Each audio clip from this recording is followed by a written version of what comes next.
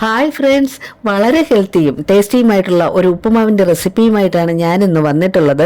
ചെറുപയറും പച്ചരിയും തരിതരിയായി പൊടിച്ചെടുത്ത് തയ്യാറാക്കുന്നതാണ് ഈ ഉപ്പുമാ. പെസരട്ട് റൈസ് ഉപ്പുമാ എന്ന് പറയും. അപ്പോൾ അത് എങ്ങനെയാണ് തയ്യാറാക്കിയെടുക്കുന്നത് നമുക്ക് നോക്കാം.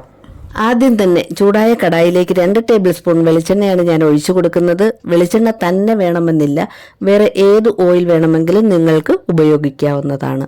എണ്ണ ചൂടായി വരുമ്പോൾ 1 ടീസ്പൂൺ കടുകിട്ട് കൊടുക്കാം. കടുക് പൊട്ടി വരുമ്പോൾ 1/2 ടീസ്പൂൺ ജീരകം ചേർത്ത് കൊടുക്കാം. ജീരകം ഒന്ന് മൂത്ത് വരുമ്പോൾ നമുക്കതിലേക്ക് കുറച്ച് കറിവേപ്പില ഇട്ട് കൊടുക്കാം. കറിവേപ്പില ഒന്ന് ഫ്രൈ ആയി വരുമ്പോഴേക്കും നമുക്കിതിലേക്ക് ചെറുതായി അരിഞ്ഞെടുത്ത സവാള ചേർത്ത് കൊടുക്കാം. ഇടത്തരം വലിപ്പമുള്ള സവാള ചെറുതായി അരിഞ്ഞെടുത്തതാണ് ഞാനിതിലേക്ക് ചേർത്ത് കൊടുക്കുന്നത്.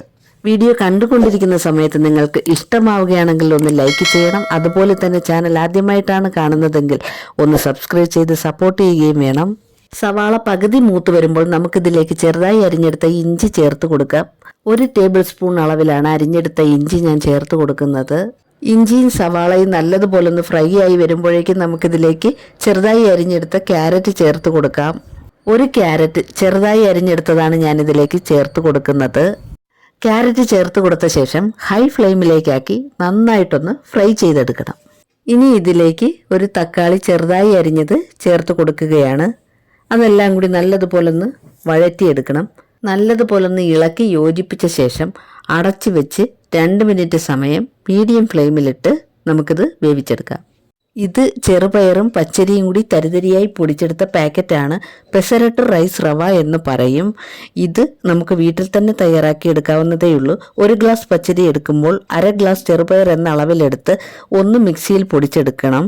ശ്രദ്ധിക്കേണ്ട കാര്യം ഒരുപാടങ്ങ് പൊടിഞ്ഞു പോകരുത്. റവയുടെ പരുവത്തിൽ പൊടിച്ചെടുത്താൽ മതിയാകും. അപ്പോൾ ഈ പെസരട്ട് റൈസ് റവ കൊണ്ട് ഉപ്പുമാവ് ഉണ്ടാക്കി കഴിക്കാനും തരി കാച്ചി കുടിക്കാനും ഒക്കെ നല്ല ഹെൽത്തി ആയിട്ടുള്ള ഒരു ഐറ്റം തന്നെയാണ്. ഈ ഉപ്പുമാവ് തയ്യാറാക്കുന്നതിന് ആവശ്യമായ 1 കപ്പ് പെസരട്ട് റൈസ് റവ ഞാനിവിടെ എടുത്തിട്ടുണ്ട്. 250 ml അളവിലുള്ള ഒരു കപ്പിലാണ് ഇത് എടുത്തു വെച്ചിട്ടുള്ളത്. ഇനി നമ്മുടെ വെജിറ്റബിൾസ് ഒക്കെ വെന്തോന്നൊന്ന് തുറന്ന് നോക്കാം. തക്കാളിയൊക്കെ നല്ല സോഫ്റ്റായിട്ട് വെന്ത് വന്നിട്ടുണ്ട്. ഇനി നമുക്കിതിലേക്ക് പെസരട്ട് റൈസ് റവ ചേർത്ത് കൊടുക്കാം. തക്കാളി ചേർത്ത് ഈ ഉപ്മാ തയ്യാറാക്കിയ തക്കാളിയുടെ ചെറിയൊരു പുളിയും കൂടി കിട്ടും.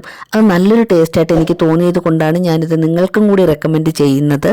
ഇനി ഇതിലേക്ക് പെസരട്ട് റൈസ് റവ ചേർത്തൊന്ന് വറുത്തെടുക്കാം. ഒരുപാട് അങ്ങ് വറുത്തെടുക്കേണ്ട ആവശ്യമില്ല, ചെറുതായിട്ടൊന്ന് ചൂടായാൽ മാത്രം മതിയാകും. ഈ റവ ഇങ്ങനെ ചൂടാക്കി എടുക്കുന്നത് കൊണ്ട് ഉപ്മാ ഒട്ടിപ്പിടിക്കാതെ നല്ല പെർഫെക്റ്റ് ആയിട്ട് നമുക്ക് കിട്ടുന്നതാണ്. ഇനി ഇത് വേവുന്നതിന് ആവശ്യമായിട്ടുള്ള വെള്ളം ചേർത്ത് കൊടുക്കാൻ ഞാനിവിടെ 2 കപ്പ് വെള്ളമാണ് ചേർത്ത് കൊടുക്കുന്നത്. റവ 1 കപ്പ് അളവിലാണ് നമ്മൾ എടുത്തത്. ആ കപ്പിൽ തന്നെ 2 കപ്പ് വെള്ളമാണ് നമ്മൾ ചേർത്ത് കൊടുക്കേണ്ടത്. ഇനി ഇതിലേക്ക് ആവശ്യത്തിനുള്ള ഉപ്പ് ചേർത്ത് ഒന്ന് ഇളക്കിയ ശേഷം അടച്ചു വെച്ച് 5 മുതൽ 8 മിനിറ്റ് വരെ സമയം നമുക്കിത് വേവിച്ചെടുക്കാം. സാധാരണ ഉപ്മാ വേവുന്ന സമയത്തിൽ നിന്നും 3-4 മിനിറ്റ് അധിക സമയം ഈ ഉപ്മാ വേവാനായിട്ട് എടുക്കും. കാര്യം ചെറുപയറും അരിയും ഒക്കെ അല്ലേ, അപ്പോൾ കുറച്ചുകൂടി സമയം എടുക്കും. 6 മിനിറ്റ് കഴിഞ്ഞ് ഞാനിതൊന്ന് തുറന്ന് നോക്കി. ഇപ്പം നോക്കും, നല്ലതുപോലെ വെള്ളമൊക്കെ വറ്റി അടിയിലൊന്നും ഒട്ടിപ്പിടിക്കാതെ നല്ല പെർഫെക്റ്റ് ആയിട്ട് നമുക്ക് ഉപ്പുമാവ് കിട്ടിയിട്ടുണ്ട്. ഇനി ഇതിലേക്ക് ചെറുതായി അരിഞ്ഞെടുത്ത മല്ലിയില കൂടി ചേർത്ത് കൊടുക്കുകയാണ്. മല്ലിയില ഇച്ചിരി കൂടിപ്പോയാലും കുഴപ്പമൊന്നുമില്ല. മല്ലിയില ചേർത്ത ശേഷം നല്ലതുപോലെ ഒന്ന് ഇളക്കി യോജിപ്പിച്ചെടുക്കാം. നമ്മുടെ പെസരട്ട് റൈസ് റവ ഉപ്മാവ് റെഡിയായിട്ടുണ്ട്. എല്ലാവരും ഉണ്ടാക്കി നോക്കുക. നിങ്ങളുടെ അഭിപ്രായം കമൻറ്റായി അറിയിക്കുക.